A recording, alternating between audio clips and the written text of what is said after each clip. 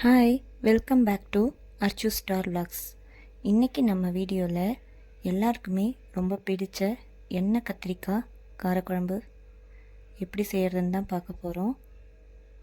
இது எப்பயும் போல் செய்யாமல் கொஞ்சம் வித்தியாசமாக செய்ய போகிறோம். இது சாதத்துக்கு மட்டும் இல்லாமல் இட்லி, தோசை, சப்பாத்தி எல்லாத்துக்கூடையுமே சூப்பராக இருக்கும். கண்டிப்பாக இதே மெத்தடில் ட்ரை பண்ணுங்கள். அதுக்கு முன்னாடி அர்ச்சு ஸ்டார் வ்ளாக்ஸ் சப்ஸ்கிரைப் பண்ணாதவங்க சப்ஸ்கிரைப் பண்ணிக்கோங்க. இது செய்கிறதுக்கு ஃபஸ்ட்டு நல்லெண்ணெய் 2 ஸ்பூன் ஊற்றி சூடானதும் 10 பல் பூண்டு, 10 சின்ன வெங்காயம், 1/4 ஸ்பூன் பெருங்காயத்தூள், கருவேப்பிலை ஒரு கொத்து, கூடவே 1 ஸ்பூன் சீரகம், 1/2 ஸ்பூன் மிளகு, ஒரு பெரிய தக்காளி, இதெல்லாம் நல்லா சேர்த்து வதக்கிக்கலாம். இது நல்லா வதங்கினதும் 1/4 ஸ்பூன் மஞ்சள் தூள், 1/2 ஸ்பூன் தனியாத்தூள், 1 ஸ்பூன் தனி மிளகாத்தூள், 1/2 ஸ்பூன் குழம்பு மிளகாய்த்தூள் இதெல்லாம் ஆட் பண்ணி நல்லா பச்சை வாசனை போகிற அளவுக்கு வதக்கிக்கலாம். இதை ஆற வச்சு பேஸ்ட் பண்ணி எடுத்து வச்சுக்கலாம். இதுக்கு குழம்புக்கு தேவையான அளவுக்கு ஒரு லெமன் சைஸ் புளி எடுத்துக்கலாம்.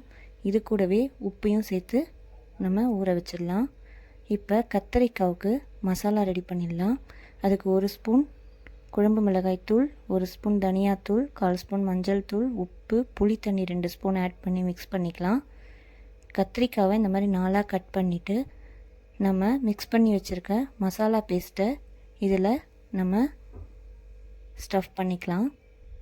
கத்திரிக்காய் வாங்கும் போது நல்லா ஃப்ரெஷ்ஷான கத்திரிக்காய், பிஞ்சு கத்திரிக்காவை வாங்கிக்கோங்க. இப்போ வாணலில் நல்லெண்ணெய் ஊற்றி அதில் எடுத்து வச்சுருக்க கத்திரிக்காவையும் போட்டு நல்லா ஒரு 10 நிமிஷம் லோ ஃப்ளேம்லேயே வச்சு குக் பண்ணி எடுத்துக்கலாம். அதே வாணலில் எண்ணெய் ஊற்றி கடுகு, வெந்தயம், ஒரு காஞ்ச மிளகா, ஒரு 5-6 பல் பூண்டு, ஒரு 10 சின்ன வெங்காயம், ஒரு கொத்து கருவேப்பிலை இதை போட்டு நல்லா கலர் மாற அளவுக்கு வதக்கிக்கலாம். இது கூடவே அரைச்சி வச்சுருக்க பேஸ்ட்டையும் ஆட் பண்ணிக்கலாம். ஆட் பண்ணி நல்லா கொதித்ததும், பச்சை வாசனை போகிற அளவுக்கு கொதித்ததும் ஊற வச்சுருக்க புளி தண்ணியும் சேர்த்துட்டு ஒரு 10 நிமிஷம் கொதித்ததும் லாஸ்ட்டாக எண்ணெய் பிரிஞ்சு வரும்போது கத்திரிக்காவையும் போட்டு ஒரு 5 நிமிஷம் குக் பண்ணால் சூப்பரான டேஸ்டான எண்ணெய் கத்திரிக்காய் காரக்குழம்பு ரெடி.